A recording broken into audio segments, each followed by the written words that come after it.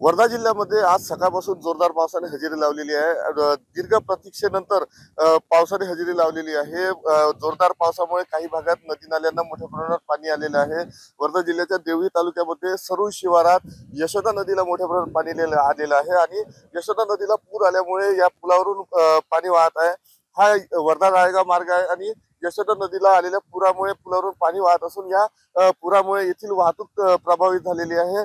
वर्धा राळेगाव मार्गावरील वाहतूक काही वेळापासून प्रभावित झालेली आहे आणि यामुळे आवागमन जे आहे तर या मार्गावरील सध्या थांबलेलं आहे आणि एकूणच वाहन चालकांना प्रवाशांना पूर ओसरण्याची प्रतीक्षा वाहतूक सुरळीत होण्याकरता लागलेली आहे। महेश म्हणजे TVN मराठी, सरूळ, वर्धा।